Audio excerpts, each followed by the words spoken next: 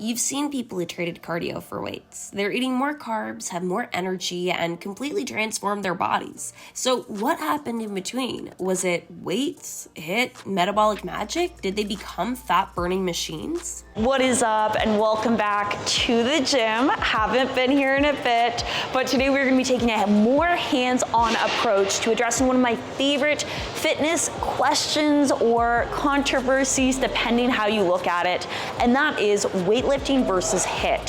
Which does more for your metabolism, specifically from an afterburn effect standpoint? So the idea that you can burn calories during your workout as well as in the hours and or days following, depending which activity you're doing. Before we get into it, I want to say a huge thank you to Lumen for partnering with me on today's video. Lumen is a first of its kind handheld portable device and app that measures your metabolism in real time, giving you unprecedented data into how efficiently your body is using fats and carbs so that you have greater control as well as can make better decisions for your body. Lumen is the first metabolic tracking device available outside of research labs. So if you've ever seen people running on the treadmill hooked up to like the tubes, the mask, the very uncomfortable looking setup, this is not that. It is compact, it is convenient, it makes metabolic data accessible even if you don't have access to one of these facilities. Lumen works by measuring your body's carbon dioxide concentration by breathing into the device. Those levels are then calculated through their scientific research and development,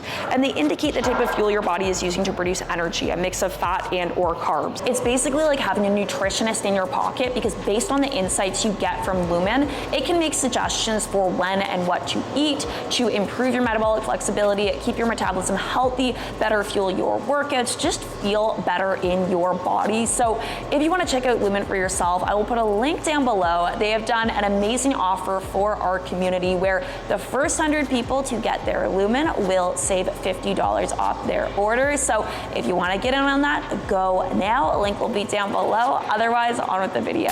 Getting into today's workout, we're actually going to split today's video up into 2 days of filming. So today we're going to do a weightlifting workout, see how that affects my metabolism, how that affects my body.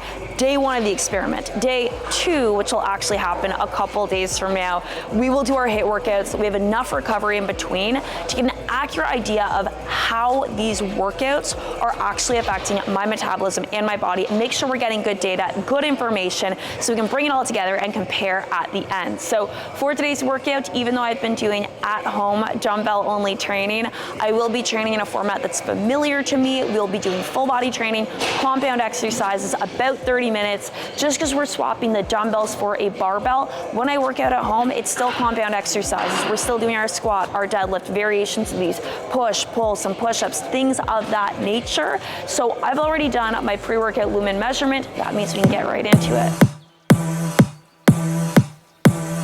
If I get like 3 reps, I'd still be happy. Ooh, yeah, that's heavy.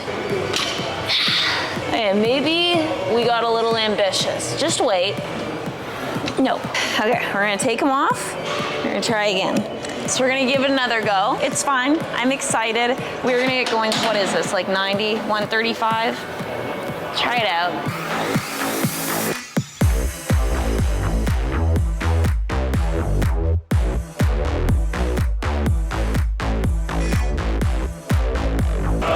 We're just gonna like kind of ignore my form today.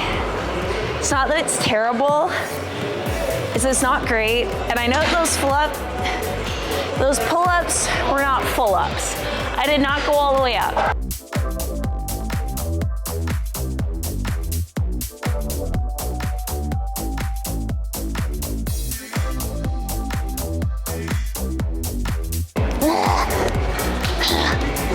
Poor hands. They're not thriving today. Today we're gonna go moderately big with our split squats. We are going to be doing the 50s. As you can see, there are many options that are beyond 50 behind me. That's not for me. That's not for my training, maybe eventually, but I quite frankly don't think my grip strength is there. So we're gonna do our best at these superset, some split squats with some shoulder press. I should go get my weights for that. We'll do it in a sec. We're gonna get into these before I talk myself out of it though. Let's go.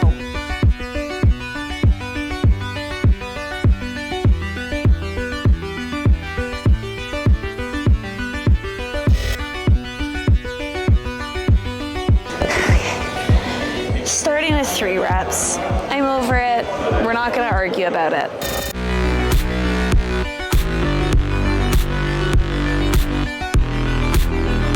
Today's workout, I really did choose violence against myself, for sure. Have been off my routine. We're just sending. Full sending, not overthinking. Nope. Yeah, this is real and raw. I'm being transparent with you. Been off my training. Been feeling a little weak. All day with the 20s.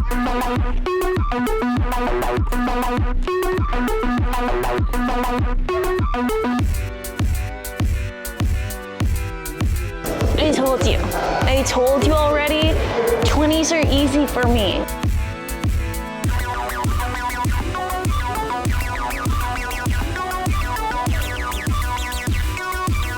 Done. Little sitter, little breather, little refresh. Okay, let's go.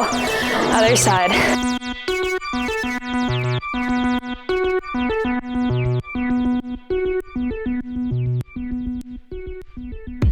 Weak pause. Go your own way.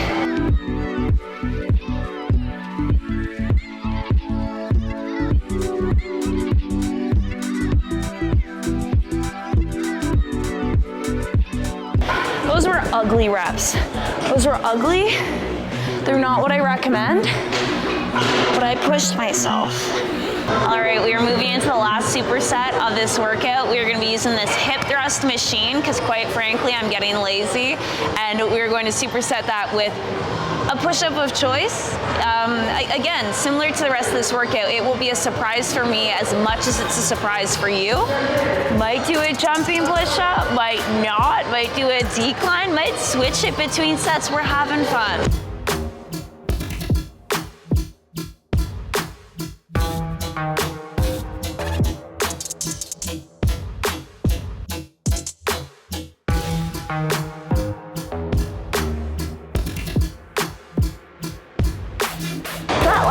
Sucks. I hate putting it back.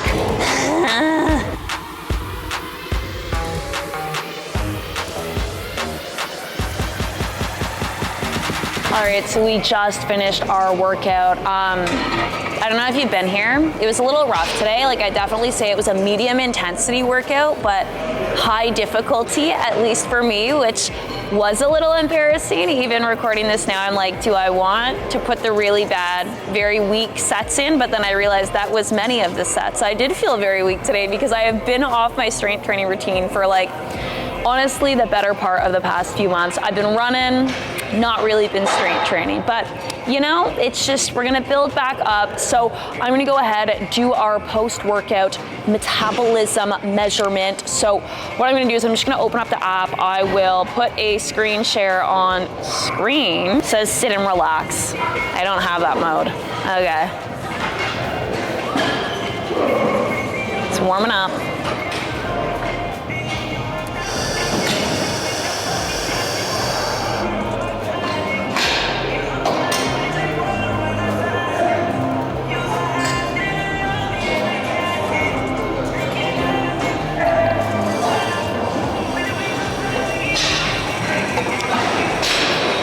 That was a really good exhale. I think I got it on that one.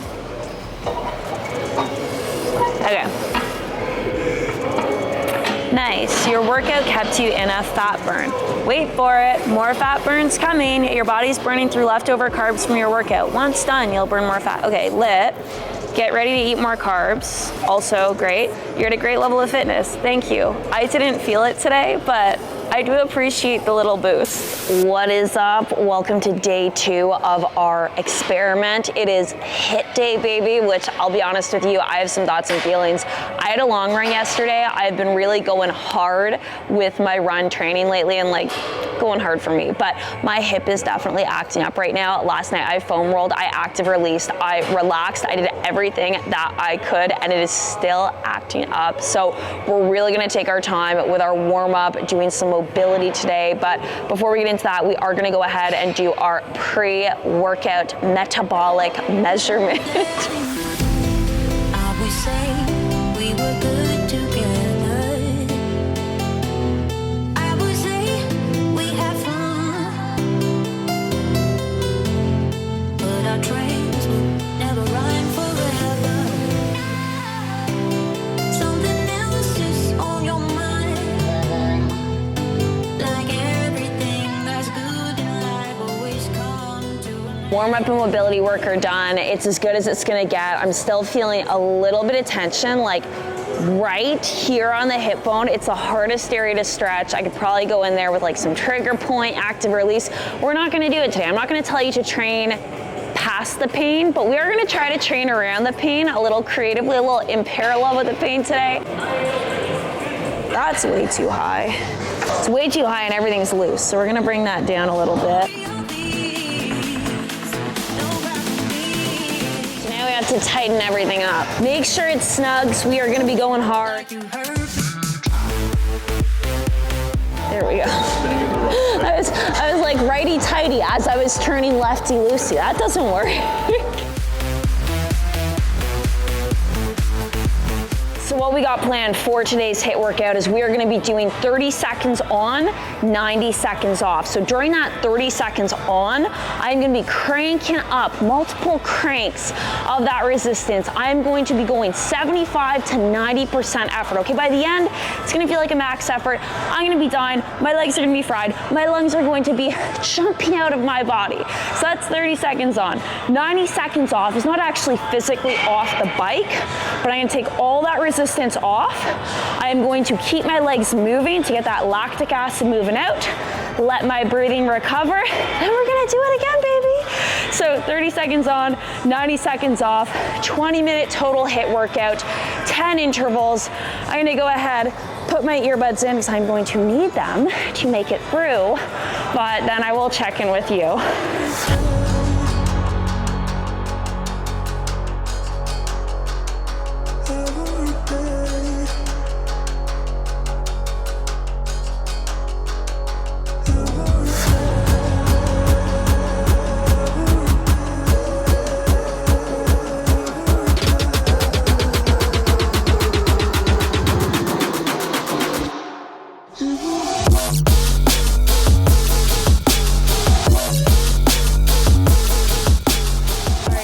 Going into our last interval of this HIIT workout. I gotta say my heart rate, breathing recovery has been pretty good for that 30 seconds.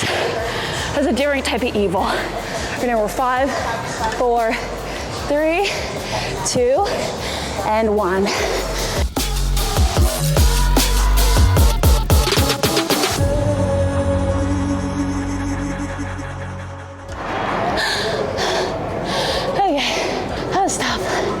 I'm feeling it. But we made it through another HIIT workout. I don't know why I'm talking to you immediately after finishing a HIIT interval. Not really the move. Maybe I'll check back in a sec. Actually, you know.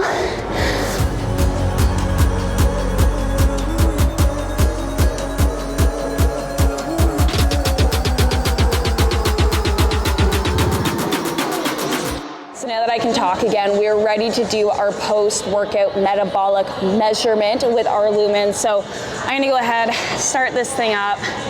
My body's feeling good. I'm definitely feeling it, but like, I don't know, I feel like I'm getting fitter. I feel like all my running is doing something. So I'm gonna go ahead, turn on our screen record.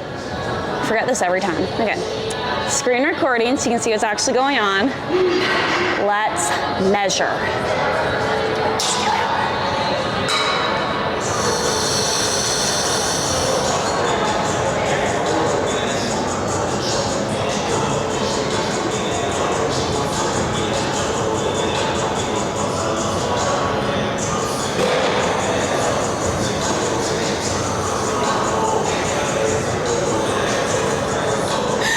Was a really bad breath. I feel like whenever I do HIIT, my lungs are always a little bit tired, so it's like a wonky inhale, a wonky exhale. See how we're looking. Ooh, what a great workout. You're in fat burn mode. Thank you, Lumen. Thank you for the little congrats. Very proud of it. Okay, so did we expect this? Did we expect to be in more of a fat burning state following the HIIT versus the weightlifting workout? I would say yes, but I also have an advantage because I've had a chance to upload and watch back the footage. So to help you understand why, let's do a quick recap of how your metabolism works. A simple way of representing your metabolism is with the energy balance equation. On the energy inside, we have all calories coming in via food and drink. Not really relevant because this is a training, not eating video. So skip over that for now. Going over to the energy outside, this describes how your body is burning calories. We have got your resting metabolic rate, calories burned just sitting, breathing, and existing as a human being. TEF, thermic effect of food, calories burned breaking down and digesting food. Again, this is a training, not an eating video, so we'll skip over that. TEA, thermic effect of activity. This is calories burned through any form of intentional, structured activity, so very relevant for us. And then we have non-exercise activity thermogenesis. That's calories burned through any sort of unintentional, spontaneous lifestyle activity. To be honest, unless you're running from zombies, you're not going to do HIIT accidentally. HIIT and weightlifting are very much so intentional activities. So starting with RMR, in general, bigger people require more energy to sustain, whereas smaller people require less energy to sustain. Smaller people burn less calories just sitting, breathing, and existing because there's less body to keep living. Now, of course, there's only so much we can do via training or naturally. We can't really do much to change our height or bone structure, but training does affect RMR in two main ways. So the first way is in the short term via EPOC, or the Afterburn Effect. Basically, when you train at a high enough intensity, your body requires energy quickly. That energy comes in the form of something called ATP. Problem is, your body can only produce ATP so quickly. And so if you're doing these short bursts of activity, you're lifting like really, really heavy or sprinting really, really fast, your body actually can't produce that ATP quick enough. And so instead of producing it from scratch, it has to pull from its ATP stores. When you stop training, your body then has to work to replenish those stores, and that work then requires additional energy, burns additional calories during recovery. Catch is, of course, you can't just keep adding more and more super heavy sets to your weightlifting workout. You can't just keep adding more and more super high intensity sprints to your HIIT workout. Your ATP stores are going to deplete. You will fatigue, intensity will drop off. That is the inherent trade-off that you need to make. You are trading workout duration for workout intensity. We will come back to why that matters. The second way training can affect your RMR is more in the long term, and that's by increasing your lean body mass. By training for muscle growth, you can increase your lean body mass, which in turn increases resting metabolic rate, because muscle is a more metabolically demanding tissue as compared to fat. Now, you may have seen articles, claims online that HIIT can build muscle. Honestly, if you're not a newbie, highly, highly unlikely. So you're probably looking more to weightlifting for this benefit.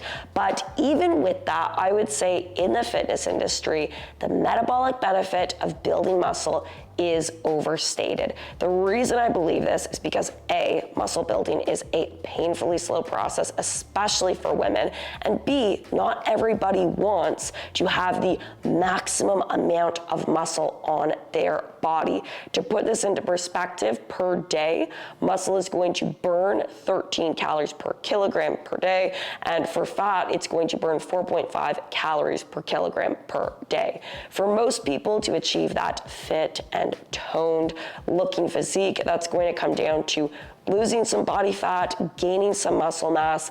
I know the numbers aren't going to sound crazy impressive, but honestly, if you achieve this, would make a big difference visually. Say you lost 10 pounds of fat, gained 10 pounds of muscle. That's going to be 20 less calories burned from fat per day, 60 more calories burned from muscle per day. That's like an extra 40 calories burned per day. And losing 10 pounds of fat, gaining 10 pounds of muscle is not easy, especially if you're not a complete newbie. So yeah, that's not a ton of extra calories burned. This isn't to say that you shouldn't work towards building muscle. Muscle can make a huge difference in how you carry your weight, how you look visually, how you feel in your body. It's just that benefit metabolically probably isn't going to be as significant as the fitness industry makes it out to be. Moving over to the thermic effect of activity, so calories burned during training, this is going to be highly dependent on how you structure your workout. So what intensity are you at and how long are you holding that intensity? Of course, weightlifting and HIIT can feel very intense in the moment, but oftentimes we are not working for as long as we may think during these workouts. So I actually went back through all of the workout footage. For the weightlifting workout, was doing a more strength-focused workout, so sets of 3 to 5 reps.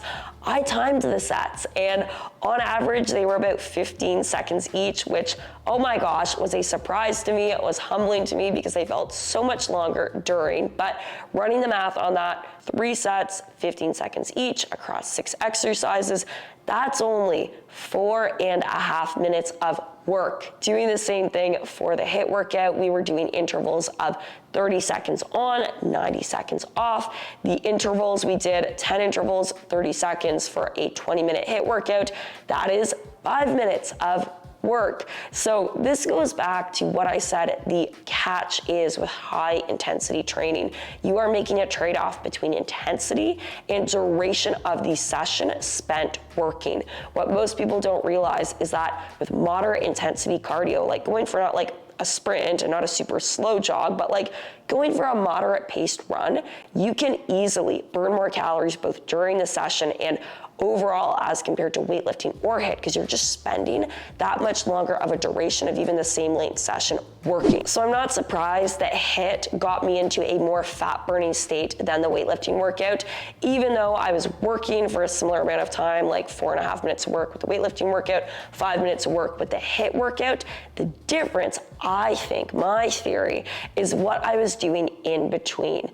During the HIIT workout, I kept it moving. I was like spinning my legs. Yeah, it was super slow and at a lower intensity, but I was still moving my body, right? Whereas with the weightlifting workout, I maybe loaded on and off some plates, maybe put some dumbbells back, but I was sitting. It was full recovery. There was no intensity. So the duration of the session I spent working with HIIT, I think, was probably still longer than with the weightlifting workout. Now, had I taken full rest between those HIIT intervals, like scrolled my phone, just been chatting, and had I maybe done a more circuit style weightlifting workout, we probably would have seen the opposite. So again, goes back to how you structure your workout. This video is getting long, but to summarize, HIIT is not magic. Weightlifting is not magic. There is no magic in fitness. I get that it can be hard to see through the layers of marketing and hype and what is versus isn't trendy. It can make it hard to see things clearly, but that is why you have me. So I will leave you with a parting study, a 2019 study aimed to estimate the calories burned via weightlifting using gas exchange indirect calorimetry, kind of similar to what we're using. They structured their workout to have 7 exercises, 2 to 3 sets, 8 to 12 reps at 70% of 1 RM. Not crazy high intensity, but pretty standard for how most people are lifting. And they predicted this may burn anywhere from 75 to 300 plus calories per workout. Interestingly, they also measured EPOC, similar to what we were measuring, and found the afterburn effect to be a mere 7 to 8 calories. I'll link this study below, as well as several others similar to it, because there are a bunch. But training style aside, whether you're doing HIIT or weightlifting, what's important to understand is that the significance, the size of the afterburn effect probably isn't as big as the fitness industry has made it seem. It's very fun for marketing, but it's not like you're going to be burning hundreds and hundreds of calories in the hours following your workout. Even if some new workout comes along, claims to have some insane metabolic benefits, I would ask, how long does a metabolic boost last? And realistically, how often are you going to be able to train at this intensity? Because for me, if metabolism is the priority, I want to make sure it's a training style, it's a workout I can do regularly as part of my routine. I don't want something that is extreme, that's going to drain me of energy, leave me incredibly hungry, so I'm just eating back all the calories, or take days and days for recovery. That's not something I can do consistently. constantly. Anyways, that is it for today. I had so much fun making this video. I hope you found it helpful. Definitely let me know in the comments down below if you learned something. I would love to do more hands-on videos, like mini experiments like this. So also let me know if you have any requests. I will put a link to Lumen if you want to learn more about your metabolism. Again, first 100 people are going to save $50 off their order. Otherwise, I think that's it. So thank you so much for watching, and I can't wait to see you in the next video.